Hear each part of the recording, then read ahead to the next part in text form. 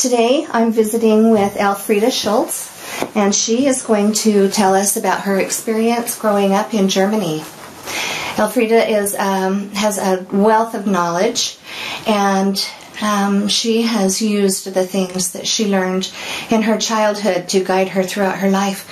I'm going to ask Elfrieda a few questions about her life, and I'll just turn the rest of the interview over to her. Let her just tell us about some of the things that she has learned. Hi, Elfrieda. Hi. I am so excited that you're letting me come to interview you today. This is amazing. And I know that you were born in Germany. Elfrieda, can you tell us a little bit what it was like for you that you remember in Germany?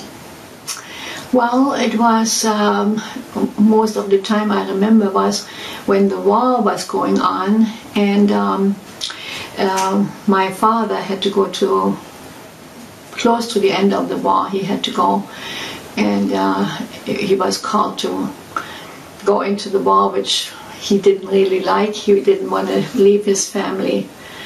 But we lived in a small house, and we didn't have running water. We didn't have a bathroom. We had to go outside to pump the water, and we had nice enamel buckets where the water was in, and then we would use it for cooking and washing, but we always had to go out. We had to go out to an outhouse. When we took a bath, it was in the kitchen. And we had a garden in a garden colony, which was about 20 minutes away from the house, where we went every day. We could play in the garden as children. And what really scared me was that we had been taught how to protect ourselves. We had to learn how to put a gas mask on our face in an emergency. Wow. We had to go to the cellar for protection. My father had put extra beams into the cellar that he said, you will be protected, go into the cellar. And then I remember the soldiers being out on the street, right in front of our windows with the tanks, and the war was going on. The enemies were coming closer. Not only that, before that, I remember going to church. We had to walk about 45 minutes to church, between 45 and an hour to church. And during that time, we were always watching out for airplanes coming who would drop bombs or shoot at us. And so this one time, we went through an open area, and as we came to an area where there were trees, my mother called us. She had trained us. When I call you in Deckung, that was the word, then we had to throw ourselves on the ground or into something, protect ourselves. And that was kind of scary. So when she asked me to go to the bakery a block away or to the butcher, I was scared. I was always scared. I looked up always for airplanes to come. I was running from one house entrance to another, So it was a scary time. And so then later,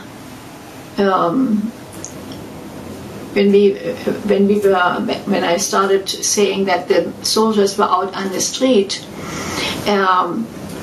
people were always listening to the radio how far the war was advanced. And I remember mentioning the gardening. My parents had chickens in the garden and rabbits, so they needed to be fed.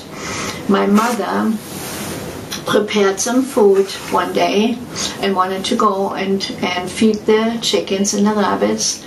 She had taken the keys for the garden. Every garden had their own little lock and door, and so she put the keys for the garden on the table. And as she prepared the food and turned around, the keys were gone. We could not see the keys. Wow. And not that there was anything else on the table. There was nothing else on the table. So we should have seen the keys. And she asked us children, she said, children, who took the keys? Nobody took the keys. And then she said, well, if you didn't take the keys, then you have to help me find them. So we were going around looking for the keys, and the siren came. The siren was a sign we had to run for protection. So my mother said, children, let's come down and pray. And we prayed. And then she said, let's go in the cellar. So we went to the cellar, and when everything was quiet, we came back up and continued to look for the keys. We looked for the keys, and the siren came again. And we prayed again, and we went to the cellar. That repeated 3 times. At the 4th time, we made it to the cellar door, and the cellar was not, the apartment was very small. It was not very far to go to the cellar. We made it to the cellar door. A bomb hit in a neighbor house, and by the pressure we were all thrown down the stairs. And well, we got up from the floor, we had some cuts and bruises, and we went upstairs, and the whole apartment was a total mess. Everything was out of the cupboards. It was just, the windows were broken, the doors were out, the curtains were torn. It looked terrible. And my mother stood there, and she shook her head, and I looked at her, and she was smiling, and the keys were laying on the table. Wow. And so she took the keys, and she said, children, I will go quick and see what happened in the garden, and I will feed the animals. So she left, and we had somebody taking care of us. We were not alone. When she came back, I remember very distinctly when she said, now I know why we were not supposed to find the keys. 6 bombs had fallen on the way, on that short way, and we would not have had a mother anymore. Wow, that's amazing.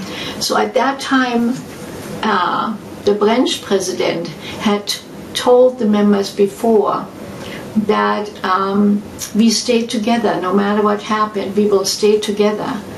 And he was the only one who had a car. Nobody had a car at that time, you know. Tell us what time this was, and which war it was. 1945 in Cottbus, Branch, Cottbus. And it was the Spreewald district at that time. And yeah, he had a little Opel, and he had a little pickup, because he was a businessman. And the branch building was turned into a refugee camp by the government. They were looking at, a month before the city was bombed, they were looking for places for refugees who came from, which is now Poland. They were pushed out of that area in Germany by the Polish people. The Polish people were pushed from the Russians, and their land was taken away from the Russians. So the Polish pushed out the Germans and occupied that land. Wow. And people had to move, had to evacuate. And refugees came through the city. Some stayed, some just stayed a day and then moved on. And so that branch building was, the upper part of the branch building was made into a refugee camp. It had big rooms and several rooms as classrooms. So they were all made, you know, people moved into all these rooms. The big chapel had bunk beds in it, and had the beds had the mattresses were made out of burlap sacks filled with straw. Wow. And so that were mattresses people slept on, and then they had brought in some blankets. So doesn't sound real comfortable, does it? well, people were happy they had a place instead of on the hard floor anyway. Exactly. Wow. And people were happy that they could come there. They had built in some extra toilets and some sinks where people could wash themselves. Wow. And so, but as the city was bombed, the French president drove through the city and looking for the members who were still alive, And so what happened to them? He gathered some members and he brought them. We lived on the outskirts of the city. We lived in Ströbitz, which was the next place to Cottbus. And he brought all the children to our house, and he took the adults into a village. It was a farming community where he took them. It was called Strado. Wow. And there was a farmer who had a big barn, and they prepared the barn, spread out the straw so that the people could sleep there. And I was just thinking about it today. It must have been on the weekend because I cannot remember that I was going to school, and because, when we got there to Strado, I remember he came back and picked up the children last, and he told the children, now we are going with this truck, and watch out for airplanes, watch out if anything happens, then we have to stop, and you go into the woods. Wow. And it happened. The truck had to stop once. We had to jump out of the truck, run into the woods, throw ourselves on the floor. Wow. But if I may, like to go back. Before the city was bombed, and we were always scared, watching out for airplanes. Mm-hmm. One day, I was playing with my two brothers in the backyard, and the airplane came down. It came down so far that I could see the man in the airplane. Wow. And he was shooting at us with the machine gun. Children. He was shooting at us with the machine gun. And I have never ever screamed that much in my life after. I screamed, I ran, I was scared to death. And so did my brother. But my little brother, we had tied him onto a wagon, and he couldn't get away. But here I see another blessing, a testimony. The man was shooting at him, and he didn't hit him. Wow. He didn't hit him, and finally left.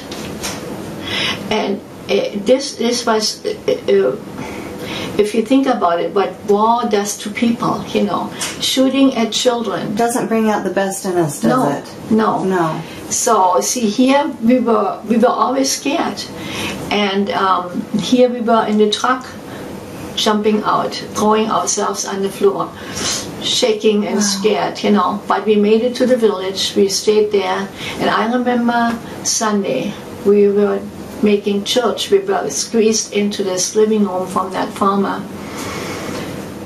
and the door flew open, and the Russian soldiers came in and demanded everybody's watches and jewelries, and just interrogating us, scaring, and you always had to be careful not to say anything or so, but they wanted to kill one man, I guess he was upset with them, and so, but they kind of kicked us out of there too.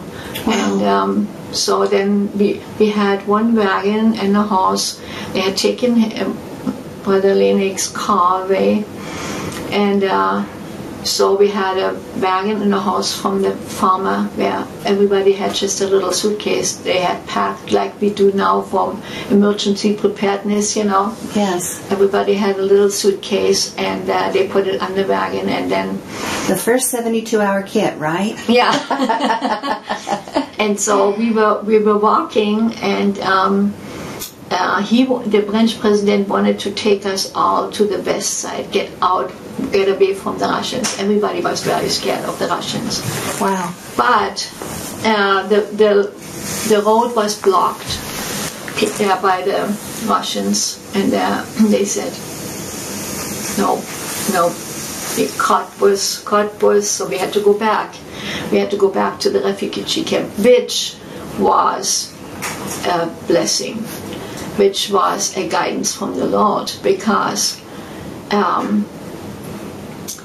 where would we have gone? You know, we would not have known where to go to find American people. He wanted to find the Americans. Yes. And so we had to go back to the refugee camp. There we had everything prepared. We had beds, you know, and rooms and a roof over our head. And so we went back to the Cottbus, but we didn't make it in one day. It was a long walk, more than 20 kilometers. And then when we came to our house, it was already dark and night. We were all tired. So they thought, let's rest in this house here and put the little children to bed. But as we did that, or they had done it, I still see myself standing there with little children were in bed. The Russians came in, and there was a 16-year-old girl they took out, and 6 Russians just, I don't even want to say what they did to her, but they had to bring her to the hospital. The mother ran after them and pleaded. It was really big that girls would be raped. So that's why the branch president, I was with another girl, and some of the children were placed with girls, and they put scarves on their heads and made their faces dirty, that they would look like old ladies, you know. Oh, good. They tried to disguise themselves, yes. and so that they would be protected. It was a very, very scary time. But then they took the children out of the bed, and we walked back a block. It was about a block and a half or so where we walked back. There was a cemetery, and the cemetery chapel. That's the cemetery chapel. Can you lift that up? Let us take a look at that. The lower building is the refugee camp, and the upper one is the chapel where we went into. So that's the chapel that you stayed in, Mm-hmm. and the refugee camp is below that. Yeah. That's amazing. Thank you. So yeah, we went to that chapel, and we stayed there overnight. And it was dark, and you could see the dead more in the morning when you left. The dead people who were there. Wow. But interesting. The windows were broken, and it was freezing cold. It was in February. There was glass everywhere, and I just remember that I was so tired. We just sat on the benches if there were glass or not. You know, you wanted to sleep and rest, and everybody felt the same way. Elfrieda, what did you feel like when you would see all those people who had been killed? It was just. How did you protect yourself inside? What did you do? Well, you know, we were young, and you just absorbed it. You recognized that you saw it, but you knew the times were terrible. You knew it was war, and you just went with the grown-ups and did what they told you to do. But at that time, in the chapel, I remember I was so tired, and I fell asleep. But in the morning, people had left. People left, and my mother and I and another lady and her 2 children, we were the last ones leaving the chapel and going back to the refugee camp. Some people had been captured on the way back to the refugee camp, and they had to go to the airport to clean up. And I mean, at a time like this, there were casualties everywhere, Mm-hmm. So, but at night, people were finally back into the refugee camp. But I remember one time when there was one brother. Most of the men were in the war, only a few had made it not to be in it. I don't know why he was not in it, but we were in the kitchen and the Russian soldier came in, and my mother had grabbed my little sister, put her in her, in her arm, and then she grabbed this man and said, "This is my husband." This is my husband, So it did everything, and when the Russians once came into the refugee camp, they had to climb the wall, and there was a wall on the side. And there was a wall on the side, so the Russians were right next to they occupied the place next to it. Wow. And so they had climbed the wall and they came in and they hurried and took all the girls and put them in the coal cellar and pushed a shelf in front of it so that they would be protected. That's how scary it was. That is very smart. Yeah. So till they were all gone, but that was the only time they came in. The French president was an amazing man. He was an amazing man. He could handle every situation, and so usually the gate was always locked, and so we were pretty much protected. There were a few boys, like my husband was in it, one of the boys too, who had to go out then for finding food, and the French president knew a couple of farmers where he would go, and then he established a knitting business. He knew where to get the yarn, and then they would knit sweaters and things, and he would trade it, and so we got some food. For a long time we ate the same thing. For several days we ate the same thing. From morning till night it was only rutabagas and potatoes we had, That's a pretty bland diet, but thank goodness you had food. Yeah, we had something and we were happy to have something, but then it's hard to eat it when you eat the same over and over again. Yeah, it was very hard. But see, we lived in a room in the refugee camp. All the rooms were with families. And in the bottom, the French president lived with his family. He gave up all his rooms. There were 6 families living in that apartment there. Every room had another family. Look at the good that comes through some people. Yeah. But then somebody brought in an illness. So there was a time where people died of typhus, and different illnesses. We had the mumps and the measles and all this. But then my brother had typhus. My sister had typhus. They were hilarious, and so had to be miserable. Lots of blessings were given. Sure. And they got well. But then came, somebody brought this illness in, and this was awful.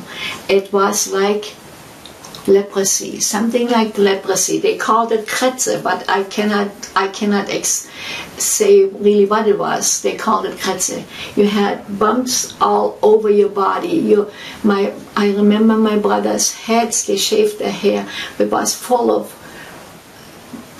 blisters, passing all over. His ears were just rotting away, everything, And between your fingers and between your toes and from top to bottom, you were covered with that stuff. And it was terrible. And these ladies who lived on the same floor with us, so all the children had it. And they got their heads together and were thinking of what to do, and they took. It was kind of a thick, pasty soap, natural soap. It's a pasty, they call it Schmierseife, pasty soap, and they mixed it with Lysol.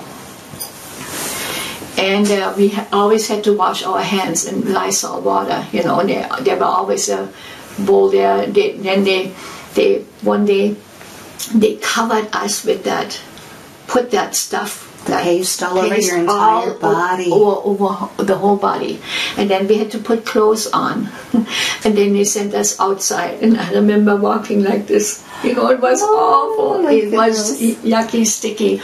We were outside. And they How long did you have to have it on? The whole day. Until they were done cleaning. They would pull the bed sheets. they would wash, and then in those days the bed sheets, everything had to be boiled. They boiled the clothes, you know. Wow, that's quite a process. Yeah, and then they washed all every family had one room, but there was, you know, they washed the walls, the doors, the furniture, and they washed everything off, and this had to be dried outside. There was no washing machine, no dryer. What time of year was this? It must have been in the spring, or no, could have been summer or fall. I'm not really sure when it was. Sure. But I remember it was yucky, and so in the evening they brought us back in, and then they washed it off. We had to go in a bathtub. They had a bathroom, and they had to heat up the water in big pots, you know. Mm-hmm. And then we got washed off and put on clean clothes, and we were healed. Wow, that's amazing. It healed. So cleaning things out, washing walls and cleaning everything in your bodies, they were really inspired. Helps. They were really inspired. Yeah. So you didn't have just a medication, a pill to pop. No, you actually had to do something. Yeah, yeah. So they did it, and we were healed. Amazing. So that was an amazing thing.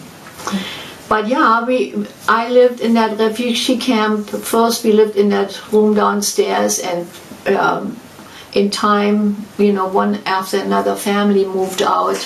They found a place to live. How long were you there?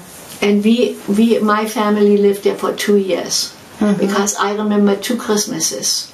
I remember one Christmas, and when we lived in that dark room, and then the next Christmas was upstairs in another room. That was behind the pulpit. There was a room, in a little room, but all these rooms. And there was still another family lived next to us. It was a smaller room. There were only 2 people. But we ate together and did things together because they had no room for anything. And the rooms on Sunday were used as classrooms. Really? How did they do that? Did they just push all their things to the side?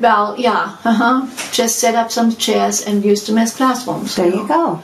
And so the foyer was used as classrooms. So all the space they had we used, you know. But there we didn't have a bathroom either. That's amazing. I mean, I should say, bathroom. We had toilets, so we could go. We had toilets. So, but you know, when you think of that, we knew how to wash ourselves. Yes, and small amounts of water. And we had to heat it up on the stove, you know. Mm-hmm. And then across the street was a house that was partly destroyed by the bomb that hit in the house across from there. I do have the house in here too. And here, this is the refugee camp actually. Oh yeah, this is the house where we moved into. This is the house where we moved into. That was partly destroyed by the bombs. The bomb that hit the house across. And wow. And then this was the refugee camp later when it was still usable, and or before when it was still usable and people went to church there. Amazing. Thank you. So, we moved into this house, and but the whole house was, you know, in a total mess. The debris from the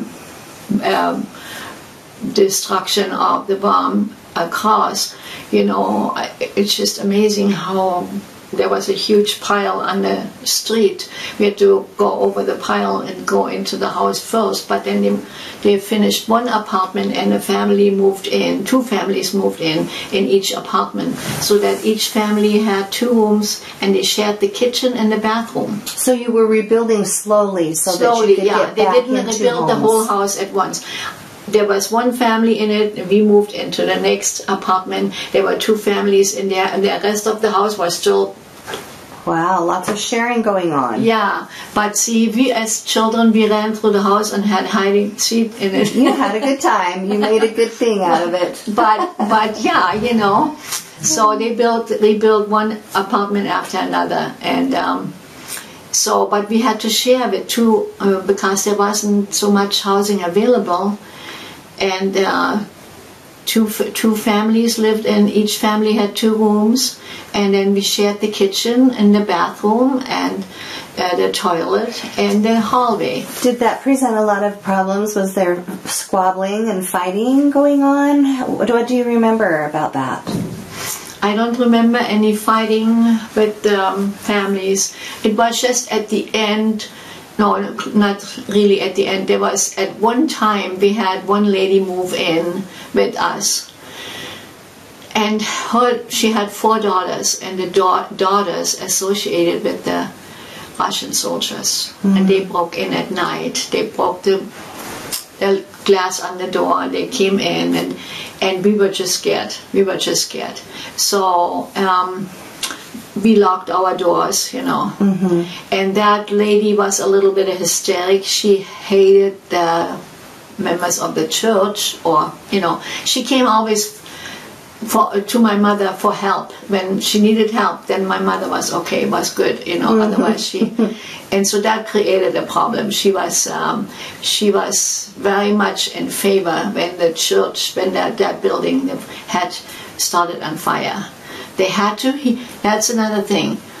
We had no furnace in there that would automatically turn on and heat up the building. So there was a coal cellar where they had a big furnace that was already advanced. Had a furnace. They had built that. First we had drums, and they put sawdust in it, with sawdust, and heated the rooms, you know. But then later they had put some pipes in, but they were with water, and so they froze. So it was hot water heat? Yeah, water but heat. They had to put coal in it. They heated up with coal. Sure. So boys, my brothers, and another brother, priesthood holder, a couple boys were there, stayed all night to heat the building, so that it was warm in the morning, and then it was frozen. So they took the torch and tried to unthaw it, and didn't realize that it had. Then they went back in the coal cellar and fell asleep. And in the middle of the night, this lady knocked on our door, and she was screaming, "Your church is burning! Your church is burning!" And so I woke up, and I remember I threw on my clothes and ran across the street. And the fire, there were so many people. It's amazing where all these people came from. People were there. And I ran through, and the fire department was there, and the water froze right away. It was very cold. The water froze, you know, as they shot it up. But I ran through that. There was on this side, this door, you know, there was for a car too. It was like a garage, you know. You could, and I ran through, and I had to go through the back, and they were in the coal cellar, and they didn't know what was going on, so we had to get them out, and we had to get the family out who was asleep in the apartment. But kinds of tragedies on tragedies. Yeah, and there was long, and then the members all helped to rebuild it, you know. And I remember when it was finished, we had a big celebration, and there was a wood floor, and everybody was scrubbing and finishing, and lots of community effort. It sounds like yes, we always stayed working together. We had lots of fun programs together, you know. And music programs and concerts and plays, and you know, people were always together and helped each other. But there was no telephone that we could communicate, you know. There was no car. Nobody had a car. So everyone's dependable and dependent on each other and themselves. Right. We didn't have a washing machine. We didn't have a dryer. We didn't have running hot water. And see, my mother again, when we lived in that. Finally, in our own apartment, she heated up the pots of water on a coal stove. But we were fortunate on a coal stove. There was an oven and a stove, you know, and she put it in the oven. And I wanted to say something now. I lost my thoughts. She heated it up. We were fortunate to have a bathroom. The bathroom was only a room with a tub. The toilet was separate, which was good. You people to share, you know. And so she had to carry the big pot over to the bathroom. And my little brother was there, and she said, "Watch out!" And he turned around and ran against the boiling hot water pot. Oh dear. She poured it over him. Oh dear. And she took his clothes off. And his skin was hanging on it already. Oh. She did the wrong thing by putting oil and flour on it to ease his pain. She wrapped him in a blanket, and she had to go to the hospital, about 45 minutes walk to go. She carried him to the hospital. Wrapped in a blanket. In the blanket. And he has burning skin. And his whole back was burned. Oh. And then in the hospital they took a brush and soap and water and scrubbed it off. Oh, he screamed through the whole hospital. Did he end up with pretty bad scars? Well, actually not, but he was in a hospital for about 6 weeks. He couldn't lay on his back, and it still got infected and stuff, and it was, you know, was kind of, but he went through it. And he got through it, he made it, and he got healed. Interesting. So, yeah. And see, like, my mother chopped off her thumb right above the knuckle. So that was pretty much the whole thumb. Wow. Right off? It went right off? She chopped it off, and it was just hanging on a little bit of skin. She grabbed her tissue and put the thumb back on. And she ran across the street. She was pale because a lady came. When she ran through the house, she saw it. "What happened?" The lady said to her, you know. And she ran across the street to the French president and said, "Please give me a blessing. Give me a blessing. I have to go to the hospital to have my thumb sewn back on." He gave her blessing, and she went to the hospital. Wow. And when she talked to the doctor and said, "Please sew my thumb back on. I need this thumb." The doctor said, "Lady, that doesn't work. We cannot do that. What are you thinking? It will be complicated. You know, you will have an infection. We cannot do something like this. The bone is chopped through. The tendons are chopped through. Everything is gone." And she said, "But please sew my thumb back on. I need it." She was pleading. He called another doctor, and everybody said, "This is not working, lady. We cannot do this." And so she didn't agree. No, she didn't let go. So she kept pleading, and they finally said, "All right, you want that thumb back on. We will do it on your responsibility. We will not take any responsibility for it. You get your thumb back on, but don't blame us for anything that happened." She had great faith. So she went home, and the thumb healed on fine. Nothing, no complication. She went back 2 weeks later to the doctor, and the doctor said, what happened here? What? They couldn't understand it. The thumb was always stiff. She couldn't bend it here, you know, was stiff. But she could use it. She needed it. Yes. And the doctors were just amazed. That is amazing. Yeah, and they thought for a minute, and they said to her, "Are you smoking?" "No." "Are you drinking?" "No." "Well, that must be it. That's why it healed. Healthy body heals. Oh, that's awesome.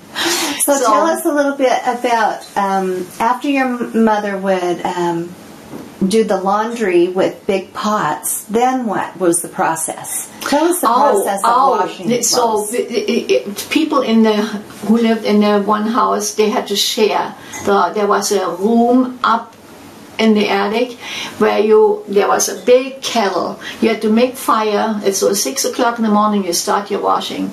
Make fire. The day before we would soak the laundry in big galvanized tubs, and And then you would take the laundry, the soap one, usually the white, you put it in that big kettle. You make fire underneath. It was built in with bricks. It was a huge kettle, you know. And you fill it with water. And then we had running cold water. Mm-hmm. And so you fill it with water, and then you bring it to a boil, add the whites to it, you know, all the bed sheets and everything you wanted to.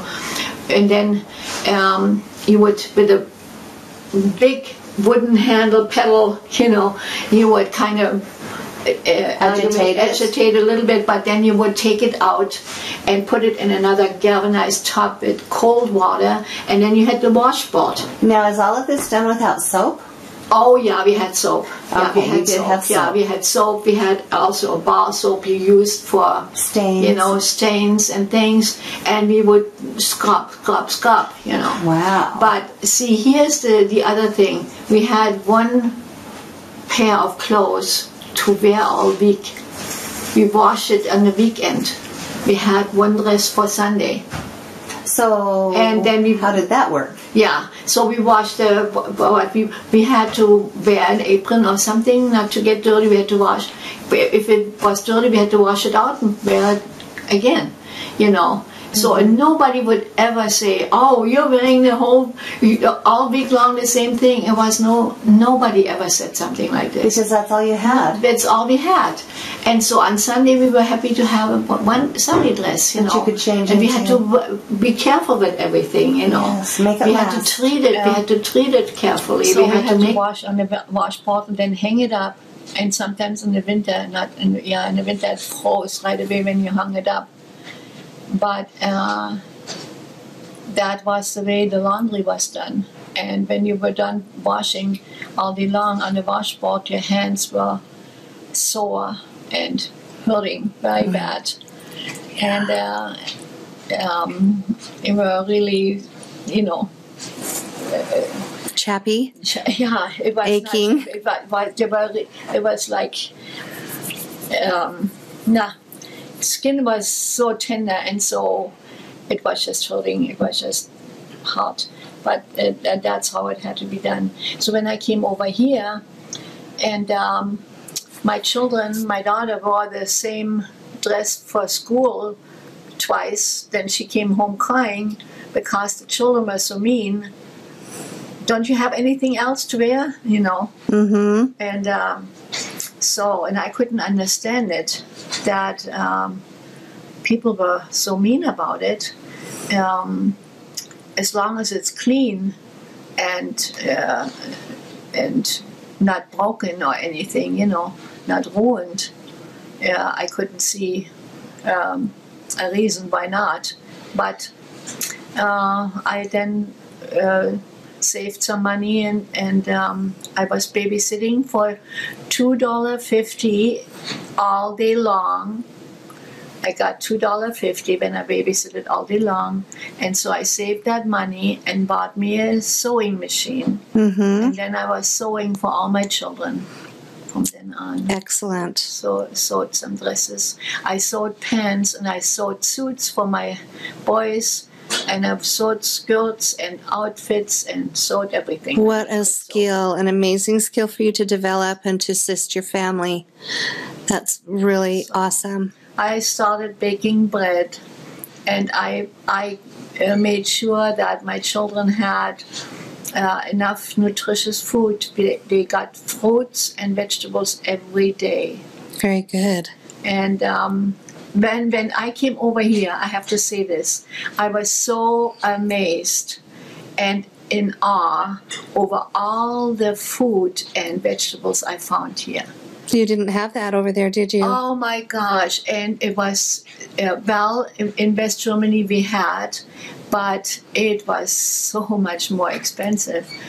And here, I remember still, the pound of carrots or apples or oranges were 5 cents a pound. The eggs were 25 cents a carton of eggs. potatoes 25 cents Oh my for goodness. 20 pounds. Oh, we'd love those prices again. Oh, and the bread was 10 cents. But the bread was something I had not been used to, so I started baking more German kind of bread that was more solid and not that white puffy bread that was has no nutrition. And so my children learned to eat that. And I was still cooking lots of vegetables and soups. I grew up with soups, a lot of soups, cabbage soup, bean soup, all kinds of different soups, and we loved it. And my children still like it. So, but we learned to do a lot of things ourselves. The one thing, what we had been taught, don't go into debt. And we were very concerned about that. When we came over here, we had no bed, no table, no chair, no plate, no cup, had nothing. And my husband had a job which was very good, and he made very good money. He made $1.20 when he worked. When he came home from work, he had to walk 7 blocks to work. We had no car, so when he came home from work, he would work and help other people and earn a little bit extra. And he worked sometimes till 1 o'clock in the morning, and in the 8 o'clock in the morning he went back to work.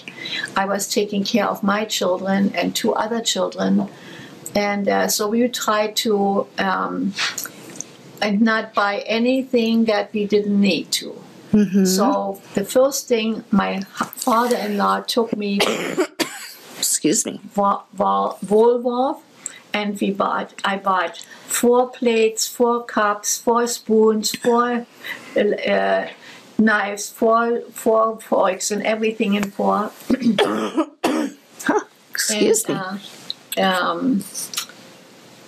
So we had something, the most necessities. We had to buy a table, and we had to buy some chairs. So we went and tried to pay it off in 3 months. If you paid it off in 3 months, you didn't need to pay interest. And that's what we did with everything. We needed a refrigerator. The thing was, we came over here in February till March, April, May. So about 3 months we stayed with my parents-in-law, and we could save a little bit. By the time we moved into this little old apartment, which was $35 a month, we had saved a little, and then we needed a refrigerator, and we had a little down payment, and we paid that off in 3 months and no interest. We paid off the table in no interest. Somebody lent us a bed to sleep in, and then we bought a crib for our daughter. She was 3 years old, and we bought that crib for $5, so that helped. And our baby was still sleeping in a baby buggy till we were able to get another bed for our daughter. And we had to finish. There was a little tiny room in the back porch, and we painted it and cleaned it up and made a little room out of it that was just big enough to fit the bed in. And there was a little space on the side. So we had a room for her, because the apartment had only a living room, a bedroom, and a kitchen and a bathroom. So she had a room, and then we could give the crib to our second child, and then we had another child was born. But what I wanted to say, we had a bathroom, and we bought a used washing machine, which was amazing. With a wringer, with a spinner, and so we could wash the laundry there and have a spinner. And what I wanted to say, we were so happy that we had a little stove that was sitting in the front room. There was none in the bedroom. But for heat. This is for heat. For heat. We could turn it on. In Germany, we had to there was a built-in stove, oven, and we had to make fire every day. If we wanted to have the room warm, we had to make fire. Wow. With wood. Wow. And so that's why my mother chopped off a thumb. She wanted to make fire quick and cook our soup that was with only water and flour. Wow. For us, and that was our breakfast, our morning breakfast all the time. So you learned a lot about balancing your home budget. You learned a lot about working together as a family. Mm-hmm. You learned a lot about sacrificing a lot. You didn't have luxuries, but you made the best out of everything that you had. Yeah. And then you just grew from one thing to the next. Right. And whatever we earned or whatever we bought for ourselves, we treated carefully. We kept it. We didn't cared for it well. Yeah, we cared for it well, and we were happy over every little thing we accomplished. Grateful, gratitude. Grateful. Yes. Somebody, when we came over here, somebody said, "Oh, we have an old sofa in the basement. Would you like to have that?" And I said, "Sure." It was a little bit broken. This one, this I'm sitting on. Really? Yeah, and it didn't look like this. We had it recovered. Nice. But the wood was missing on one side, and but I washed it with Lysol, took it outside, washed it with Lysol, put a blanket on top of it so you couldn't see the bottom, put a blanket on, and I made some pillows and put some pillows on it. We were so happy to have that. Oh, for sure. And so we, little by little, we were grateful over every little thing we had. That's your progress. Like that stove, I was so happy to just turn the knob and make fire. And we had running warm water, which we had not in Germany. And so all these things made us grateful, you know. That's amazing. We were just happy to be here and have all these things. So we were careful with everything. We bought only what we needed and save up for, you know, and other things we needed. And that's a good financial plan, Elfrieda. Save for what you want. We bought what we want, what we needed, and so we made sure that every child had a bed to sleep in, blankets to be covered with, you know. The necessities. Most necessities. Yeah. And when we had to go out of this little apartment, that was 2 years later, then the dentist came and they bought this area, bought all these houses and wanted to build apartments there. That was on 7th East. And we had to move out. So we looked for a house that we could afford, you know. And we found one in Sugar House. It took us quite a while to find it, but we found one in Sugar House. And we had no furniture in the front room. Every child had a bed to sleep in. This sofa we gave to a upholstery man to repolster that. And he added a chair to it. And so we had no furniture in the front room, but all the children had a bed to sleep in. And we had a kitchen table and chairs, and we had a refrigerator. So we worked on the front room. There was an old bungalow, and it was a real old style. So we took the wallpaper off and we remodeled, you know.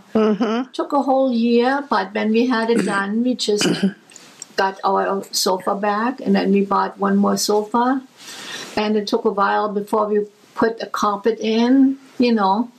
And the wood floor was really bad, but then we finally were able to put a carpet in.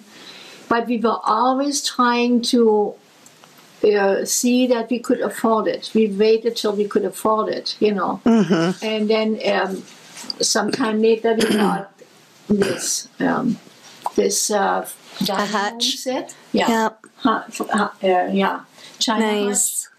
And table and chairs. Everything that we could not pay off right away, but we made sure we paid it off in 3 months. Good for you. And so that way we never went in debt. And that saved us, because this is the only way you can really save, if you don't pay everything 3 times. Which is what you do when you don't pay it off right away. Right. You pay everything 3 times. Yes. And that's what we did. We stayed out of debt all our life. And we had fun with the children. We went on walks. We went to the park. We played with the children in the park. We drove to Yellowstone. We went to Smith Morehouse. We went to Mirror Lake. We went to places around here and it is a fun story. We had a little Volkswagen because my husband was in the Volkswagen business, and he bought the old cars from the LH Strong. He not rebuilt them, but he fixed them up and made them work. And we had at that time 5 children, and we wanted to go to Mirror Lake to camp. We love to go there and fish and look for mushrooms. So we packed. He had a talent of packing. He took the back seats out. At that time, we didn't need seat belts. Yes. He took the back seats out. He put the locker on the bottom where the seats were. Then we put the sleeping bags on top of it. In the back was this little bay window or whatever you want to call it, and he spread out the sleeping bags. So we sat on top of all that. The tent was in there too. That's amazing. My mother-in-law and my husband were in the front seats, and I and the 5 children, we were in the back. Of a Volkswagen. Not a Volkswagen bus, but a Volkswagen. Beetle. A Beetle. We went to Mirror Lake, and we got out of this Volkswagen. You should have seen the people watching us. All these people who came out of this little buck, and the tent, and the locker, and the that is amazing. And the air mattresses. We blew them up ourselves. That's amazing. We blew them up, and then we put up the tent, and we stayed there for a whole week. We looked for mushrooms. We ate mushrooms, and my husband went fishing. We ate fish and mushrooms and fish, and we didn't use much of the cans we had brought, and we had bread and we used that and things, but mostly was lots of fish and mushrooms we ate, and we loved it, and we had a good time. Wow. And then we packed it back together and went back home, and people thought, how do they get into this little beetle buck? But we did. I never forgot that. That was the funniest thing. That is amazing. So if you could share with some of our viewers who are watching this, what are some things that you could put in a nutshell of things that you could share with them that you've learned through your life that may help them to look at life a little bit differently, and maybe give more people a little bit of hope? What is the hope and the little kernels, the little nuggets of truth that you found? Well, I learned something I think now is very important: to use what you have and be happy. Use what you have and be happy, and make things work for things that you accomplish much more when you work for things, and you be happy over what you accomplish. But I think stay out of debt. I think that's a very important thing. Stay out of debt and use what you have and make things work for you. And when I see what we have accomplished, I feel pretty good about it. Because when I think about coming over here, we had nothing. And nobody came and gave us anything except our sponsor who lent us the bed, and people. That was pretty much it. Mm-hmm. But so you weren't on any government programs or anything, were you? Nobody helped us. We were on no government. We were not on welfare. No bishop came and asked if we needed anything. No Relief Society came and asked if we need. Nobody came and asked, "How are you doing? Do you need something?" No, we were totally on our own. And you did it. And we did it, and that makes me feel good. And when I look around, and we don't have the most fancy and the most elaborate and the most rich furniture or house or whatever, but I feel good about it. Yes. And I think we have accomplished what we needed to accomplish, and I think my furniture are nice. I'm happy with what I have. That's perfect. You know what I mean? And I think that's what we have to do. So what a great legacy to leave your family and anybody else, that we can do it on our own. Right. When we work together. Right. As a family, we don't go into debt. No. We use what we have. This is amazing. Thank you, Elfrieda. Is there anything else that you'd like to share with us? Well, I have to say it wasn't always easy. It wasn't always easy, but if you have a positive attitude, and you know you will make it, you will make it, you know. If you have a positive attitude, and we depend a lot on the Lord. Very good. We depend on the Lord. He is our And strength. you know. He is definitely your strength. Right, right. And without Him, we probably would not have made it. But with Him, we made it, you know. We were happy about having the Lord in our life. Thank you, Elfrieda. Yeah. Thank you so much for being with us today. So what do you want me to... Okay, your escape story. Tell us a little bit about your escape story. Well, there was a time when we were thinking of not raising our children in a communist country under so much pressure. We were not free. We could not say what we wanted to say. We couldn't talk to everybody. We didn't trust people because it was dangerous. People would be put away in jail, you know, and lots of things happened. So we were thinking about someday we might leave this country and go into a country where there was freedom. And we talked to our friends about it, and they were excited. They wanted to come with us. But one day we took a trip to Berlin, and my husband had taken a day off, and he said, well, we will have a good time.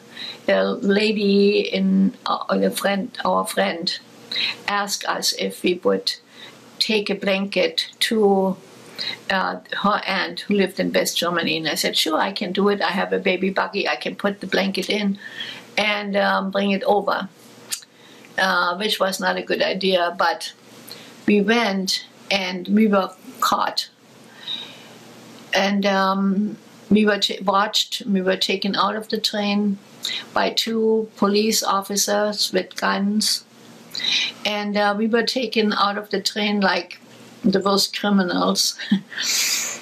And we were brought to a little house, a little booth, where they questioned us and searched what we had. And they took always my husband first, and then they questioned me.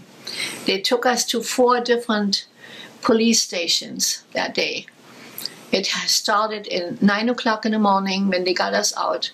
They took us to 4 different police stations, questioned us, threatened us. The last station they took us to, we were in the cellar, sitting by the jail cells. And this policeman with the gun was watching us all day. We had our daughter with us, who was a year and a half old. She was running around, walking around, and she was not complaining about being hungry or thirsty, and this is still amazing to me.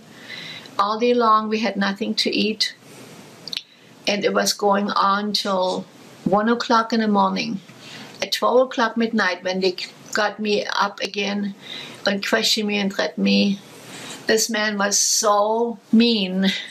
He yelled at me and told me that I will go to jail. I will never see my daughter anymore if I don't stop lying and admit that we wanted to leave the country. We didn't want to leave the country at that time, and I was not lying. So finally, they brought me back down to the cellar to my husband. And at 1 o'clock in the morning, they came back with the middle page of our passport. And I have to say, the passport was the only identification you had at that time. There was no driver's license, nobody had a car, there was no social security number. So you had to have your passport. And so they had that taken from us. And now they brought us the middle page of the passport, and there was a big red mark across, and it said, "Not allowed to go to Berlin." He handed us that and said, "Come with me." That's all they spoke the whole time when they picked us up. And he put us back into the truck, brought us back to the train station and said, "Now you can buy your tickets and go back home." That was 1 o'clock in the morning. And by 3 o'clock in the morning, we were back home. They had searched our home and had talked to our friends and taken their passports. So now we were under surveillance. And every month we had to go with our little page, we had to go to the police and report and extend that paper. After 6 months, I was so tired of it because they had watched us all the time, every day, all the moves. My husband couldn't leave. No, we could not leave the city. We were not allowed to leave the city because we had no passport, and they told us that if you don't put a picture on that paper, you cannot leave the city. So we were locked in our own city. And several times when I came home from shopping, the people in our house told me that the police was looking for me. And the reason was I couldn't figure out what I did wrong, but I had sent a package to my husband's cousin in West Germany. And the police finally got me and he said to me, "Now, you're Mrs. Shulz?" I said, "Yes." And he said, "You sent a package to West Germany, and why did you send that package? In that package is this and this and that. This package will not get there, and you will not get it back." That scared me, of course. And so now, after 6 months,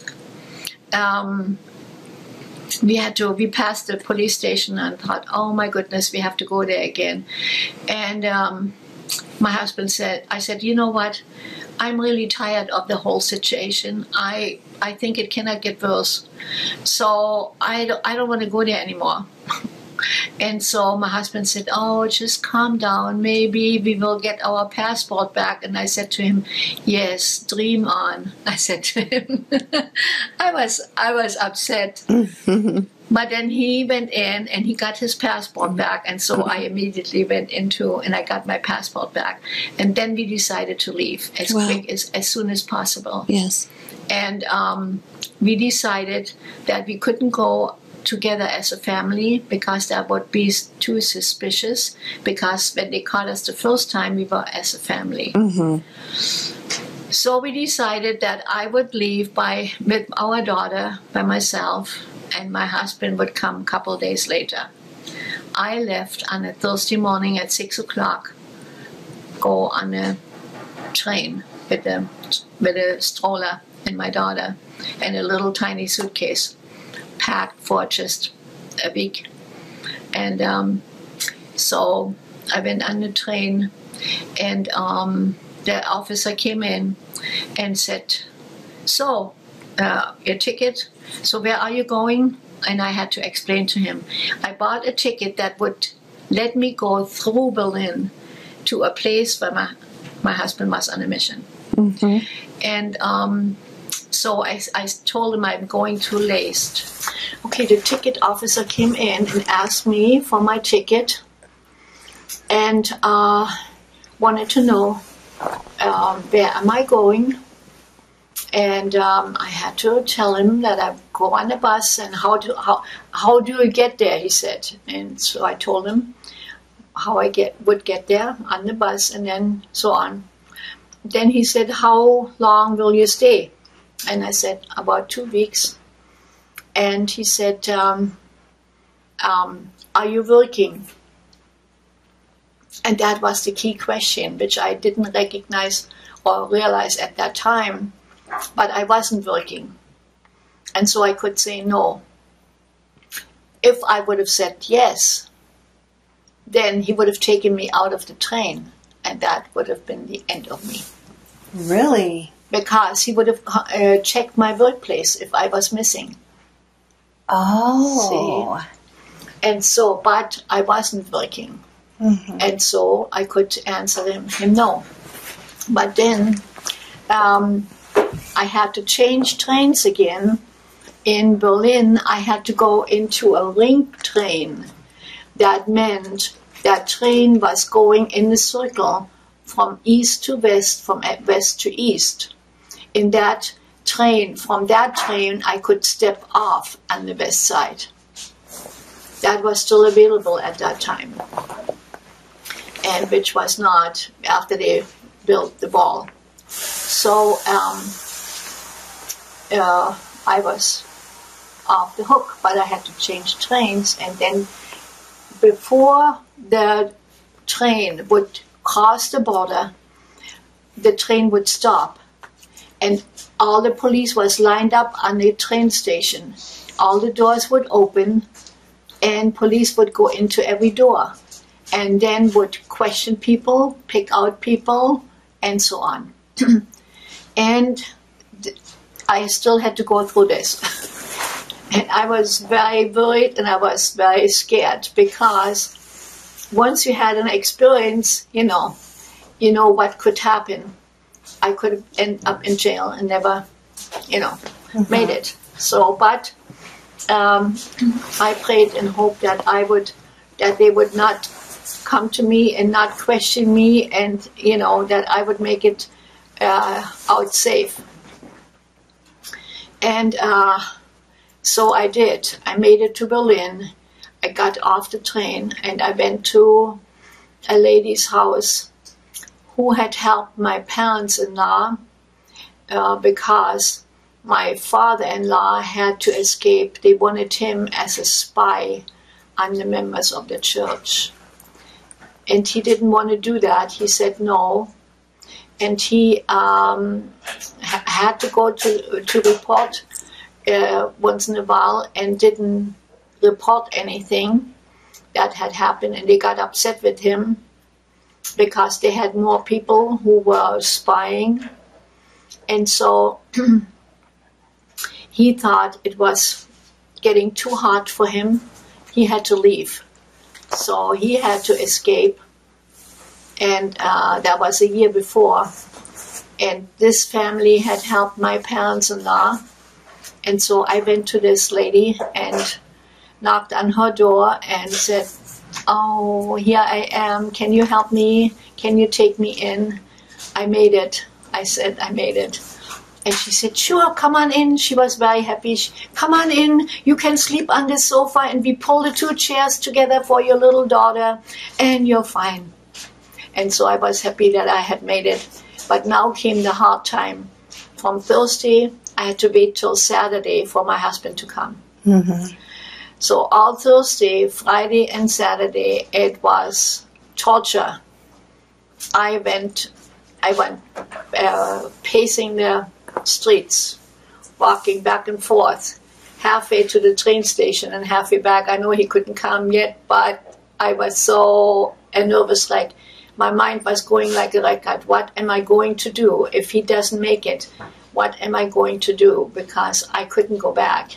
If they would have captured him, I couldn't have gone back. And it was just a terrible feeling. Terrible feeling. I didn't know what to do. But so on Saturday, my husband went to my mother and said, "I would like you to come with me." And we had told my mother just a day before. We never talked to anybody after our incident with being captured. We didn't dare say anything to anybody. We didn't want to bring people in danger. And so the night before, or 2 nights before I left, we went to my mother's house, and we told her that we are leaving. And she was in shock, and it took her years to get over that, because that was her first grandchild. And I went every day after her work, I went and picked her up from work, and we spent time together, and she loved her granddaughter and things like this. All of a sudden, that was shattered, and she was just heartbroken. But my husband went and said, come with me. You can say goodbye to your daughter again, and I need you. I will take a briefcase and put my documents he had, birth certificates and things like this, ordinance papers. He put it in the briefcase, and he had a little bit of money he put in the briefcase. And he said to my mother, if they take me out, then you take the briefcase and you go. If they take us both, we leave the briefcase. Wow. And so they had a plan. But nothing happened. They were fine. They made it through, and they came. And so I saw my mother again. We had to go then, after my husband came, we went through the refugee camp. Not into the camp, but we had to go through, be registered, checked out. They checked out physically and mentally. We had to, they had to make sure that we were okay people, and we had a reason to not be off balance. Yeah. So you want to make sure you're balanced. Right. And so we had to go through this, and then after a couple of weeks, I think it was about 3 weeks, they flew us out from Berlin into another refugee camp, which was close to the border of France. Wow. Because you couldn't go on a train. East Berlin or Berlin is in the middle of East Germany. And so you couldn't use the train to go out because West Germany was further out.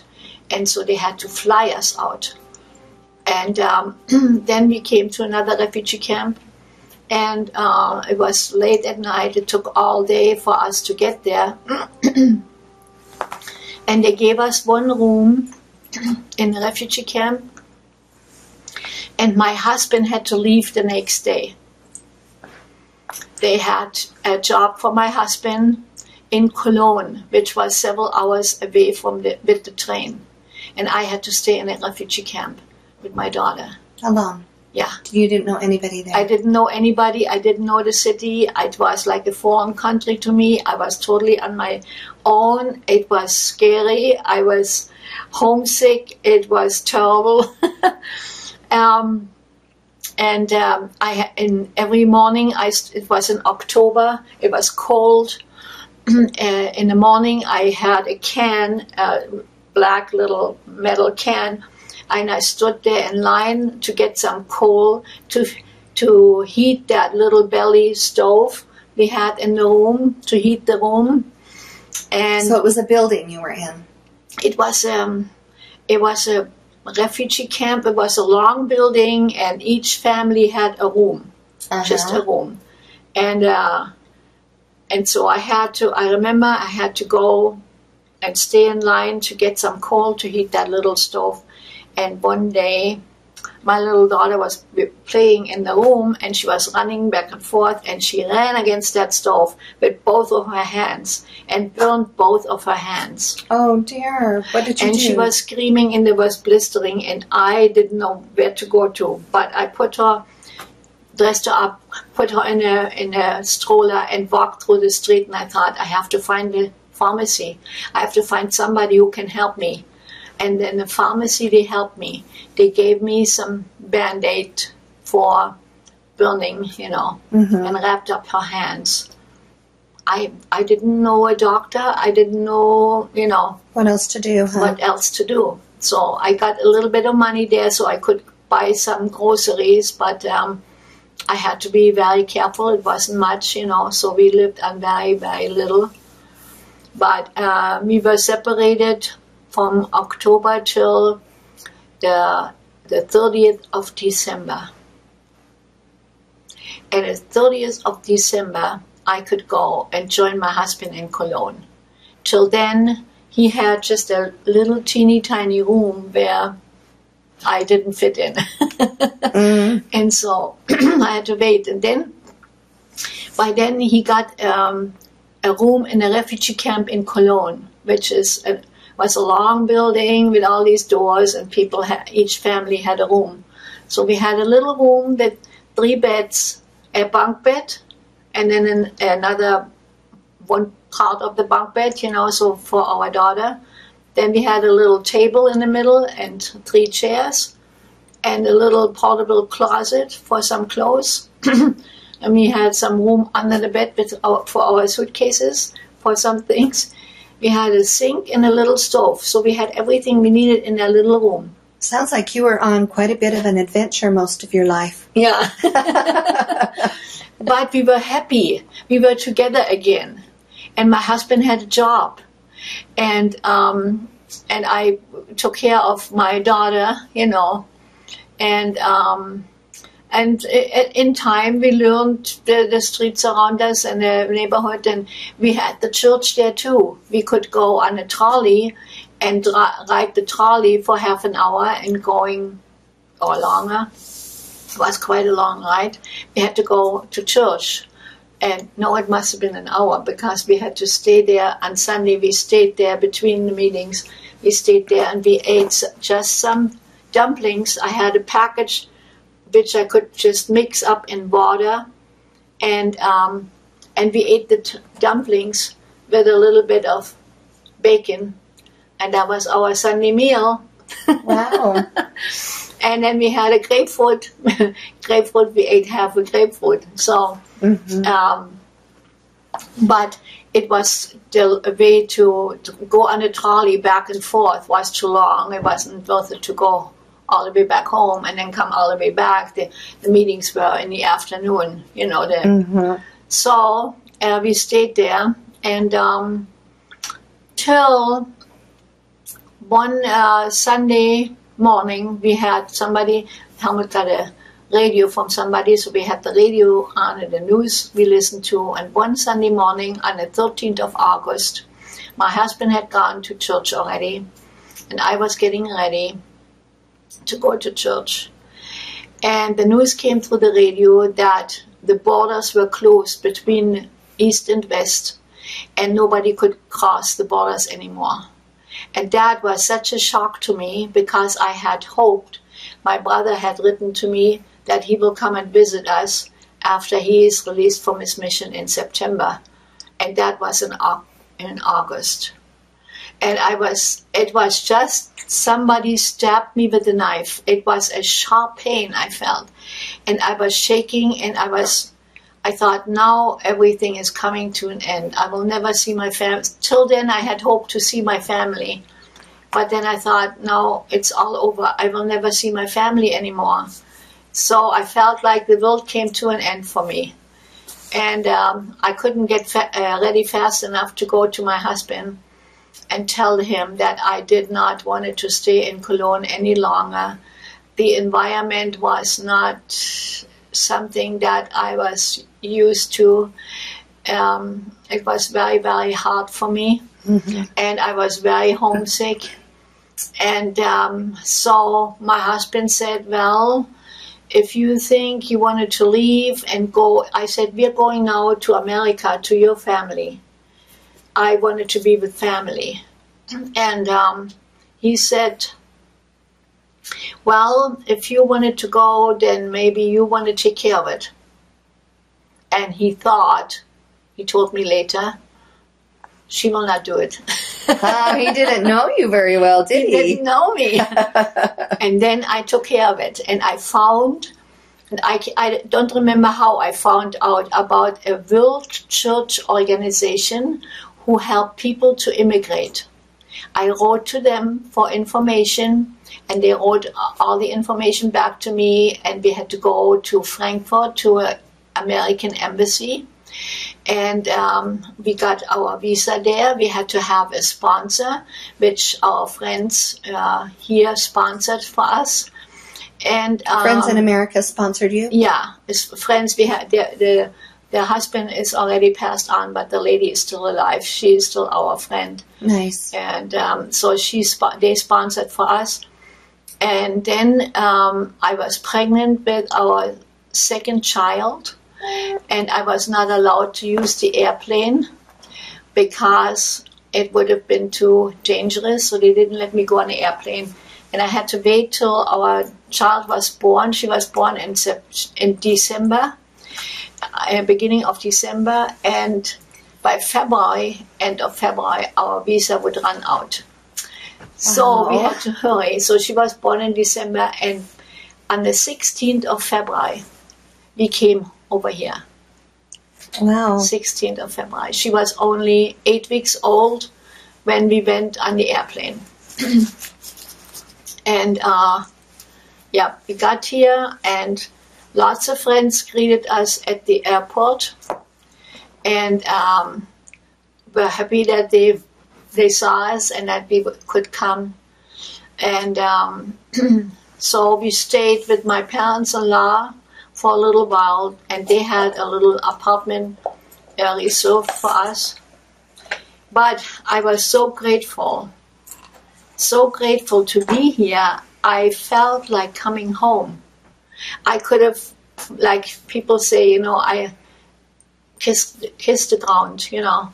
I felt so happy. I cannot relate that feeling really well, but I was so happy to be here.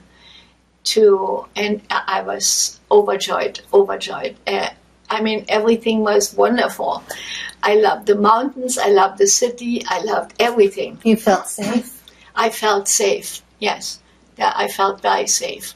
And so I was very happy to be here. That's wonderful. Yeah. So that is the escape story. That is awesome. Thank you so much, Elfrieda. This is amazing. I have loved this. I love your stories. I think it's you are a great teacher to so many, to be able to share challenging experiences. Wow. And you lived through it. How many times did you think it's over? Yeah. I'm not going to be able to keep going. And yet you kept going. You can live through a lot of things, and the most thing that made me happy, very happy, was the Lord blessed us. The Lord guided us, and my life is just not without the Lord, you know. And I had the church here. That was so important to me. Yes. Go to the world, and I couldn't speak the language. I could not speak the language, and but I felt the Spirit.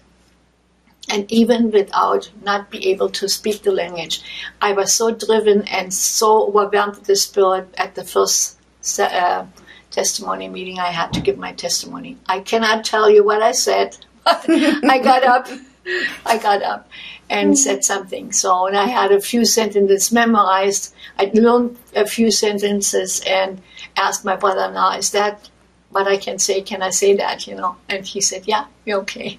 Oh, that's amazing. Yeah.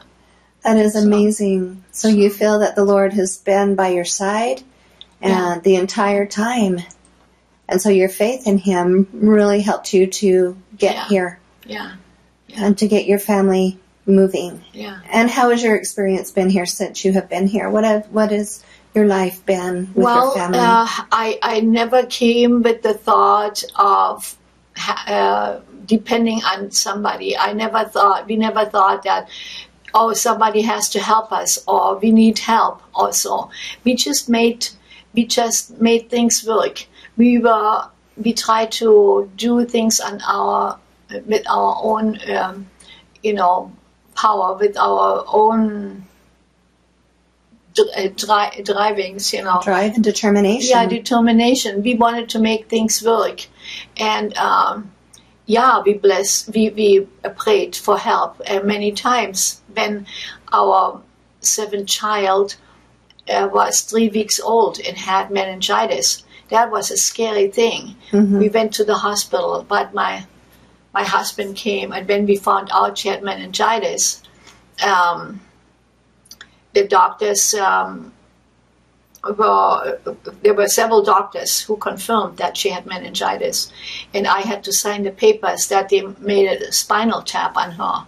And I thought, well, if it's really that bad, you know, I couldn't make it worse. But my husband came the next day on Sunday. It actually was on Sunday.